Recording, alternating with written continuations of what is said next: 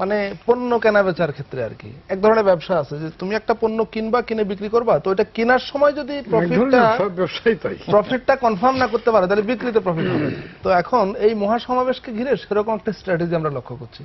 সেটা হলো বিরোধী দল যে সমাবেশটা করছে বা করার চেষ্টা করছে, এইটাকে যদি প্রফিটেবল না করা যায়, মানে এটাকে যদি ছোট না করে দেওয়া যায়, তাহলে 14 তারিখেরটাকে ঘিরে গভর্নমেন্টকে অনেক বেশি চ্যালেঞ্জ নিতে হবে, মানে ওটা আরো অনেক বড় করতে হবে। এখন আপাতত ওই প্রতিযোগিতাটাই চলছে, মানে কেনায় প্রফিট। বিরোধী দলটাকে যত ছোট করে দেওয়া যায় তাহলে 14 তারিখে তার অত বড় না করলেও চলবে। যাই হোক, কেন এই সমাবেশ বা এই সমাবেশগুলো? আমার দৃষ্টিতে রাজনীতি করবার জন্য। বাংলাদেশের রাজনীতিটা কি? যারা রাজনীতি করেন, এখন অনেক ব্যবসায়ী এসছেন, অন্য অন্য আমলা, মানে অবসরপ্রাপ্ত সামরিক বেসামরিক আমলা এসছেন, কিন্তু আমাদের দেশে কনসেপচুয়ালি, মানে ধারণাগতভাবে রাজনীতিটা কি? রাজনীতি এটা একটা পেশা। আপনি দেখবেন আপনার এখানে কোনো একজন মন্ত্রী, আমি ওনাকে বলেছিলাম যে তিনি ব্যবসায়ী, তিনি প্রতিবাদ করে বললেন না আমি পেশা, আমার রাজনীতি আমার পেশা। তো এ ধরনের আমাদের দেশে রাজনীতিটাও একটা পেশা। তো যারা রাজনীতি করেন, রাজনীতিটা কি? রাজনীতি ক্ষমতায় থাকলে রাজনীতির এক ধরনের রাজনীতির ব্যাখ্যা, বিরোধী দলে থাকলে আরেক রকম। বিরোধী দলে থাকলে রাজনীতির ব্যাখ্যাটা হলো মাঠ গরম রাখা, আর সরকারি দলে থাকলে রাজনীতিটা হলো যে কোনো মূল্যে বিরোধী দলকে নিয়ন্ত্রণে রাখা বা দমনে রাখা এবং ক্ষমতা দীর্ঘায়িত করা বা পরবর্তী মেয়াদে যাওয়াটা নিশ্চিত করবার জন্য রাষ্ট্রযন্ত্রকে ব্যবহার করে যা যা করবার তাই করা। তো এখন আমাদের প্রধান দুই দল বা জোট রাজনীতি করছেন, রাজনীতির জন্য মাঠ দখলের লড়াই চলছে। দেখুন, মানে গোটা দুনিয়াতে, মানে একজন সাংবাদিক হিসেবে আমি যতটুকু বুঝতে পেরেছি যে জাতীয় জীবনে সংকট তৈরি হয় নানা কারণে, পরিকল্পিতভাবে কেউ সংকট সৃষ্টি করে না। আর সংকটের সমাধানটা অত্যন্ত পরিকল্পিতভাবে, খুব বড় রকমের সমস্যা হয়ে গেলে পরে জাতীয় ঐক্য সৃষ্টির মাধ্যমে সমাধান করা হয়। আমার মনে হয় বাংলাদেশই গোটা দুনিয়াতে একমাত্র দেশ যেখানে সমস্যাটা সৃষ্টি করা হয় অত্যন্ত পরিকল্পিতভাবে জাতীয় জীবনে, আর সমাধানের জন্য কোনো পরিকল্পনা লাগে না। সমাধান দরকার নাই, কারণ সমাধান হয়ে গেলে তার রাজনীতি থাকবে না।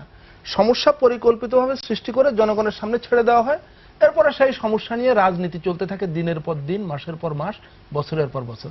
এই দেখুন না, কেয়ারটেকার সরকার ইস্যুটা বলুন, বা এই ঢাকা সিটিকে দুই ভাগ করা বলুন, এ কি অসাধারণ পরিকল্পিত সংকট সৃষ্টি।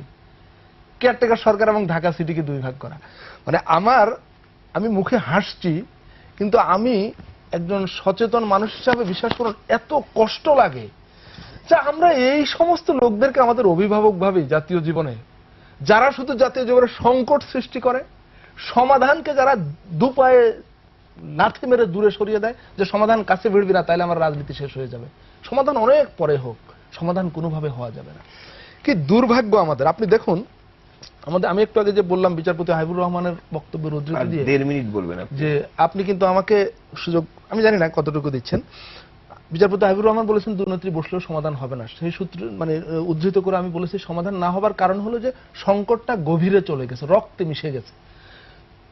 কি মানে এটা প্র্যাকটিসটা কিরকম, যে আক্রমণ পাল্টা আক্রমণ, ব্যক্তির চরিত্র হনন। আর এইটার লক্ষ্যটা কি? লক্ষ্যটা হলো দুই দল বা দুই জোটেই কোনো এক ব্যক্তিকে খুশি করা, তার চেহারার দিকে তাকাবে বা চেহারার দিকে লক্ষ্য রাখবে, লক্ষ্য রেখে কি বললে তিনি খুশি হবেন সেই কথাটা যত অপ্রিয় হোক, যত নিন্দিত হোক, যত ঘৃণিত হোক সেটা বলবেন। এমনকি উচ্চশিক্ষিত অনেক ডিগ্রিধারী লোকেরা, রাষ্ট্রের গুরুত্বপূর্ণ দায়িত্বে ছিলেন, এ ধরনের লোকেরাও কোনো একজনকে খুশি করবার জন্য যা খুশি তাই বলতে দ্বিধা করেন না। আমি আজকের একটা ঘটনা বলি। দেখুন, কাদের সিদ্দিকী তিনি একজন খুবই নামকরা মুক্তিযোদ্ধা, তাকে বঙ্গবীর উপাধি দেওয়া হয়েছে অনানুষ্ঠানিকভাবে, আর আনুষ্ঠানিকভাবে বীরোত্তম উপাধি দেওয়া হয়েছে।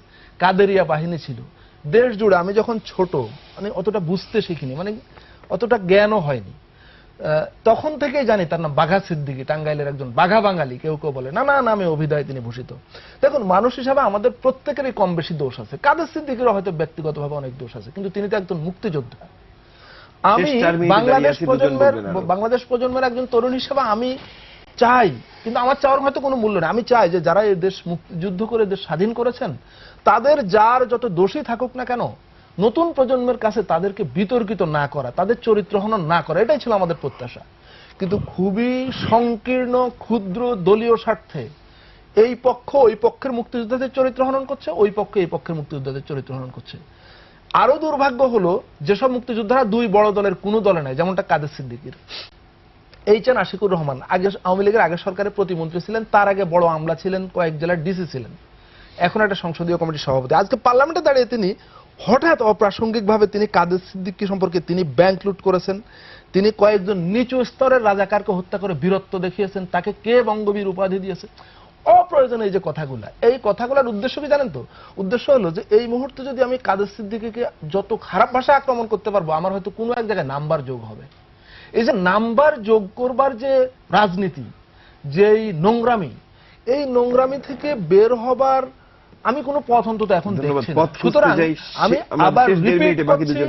আবার রিপিট করছি, সমাধানটা সেখানেই নিহিত যে 1971 সালে মহান মুক্তিযুদ্ধের পরে আমাদের দেশের রাজনীতিতে যে তরুণ নেতৃত্ব ছিল, আপনি চিন্তা করুন ডক্টর কামাল হোসেনের কথা, আব্দুর রাজ্জাকের কথা, সে সময় যারা ক্যাবিনেটে ছিলেন তাদের কার বয়স কত ছিল।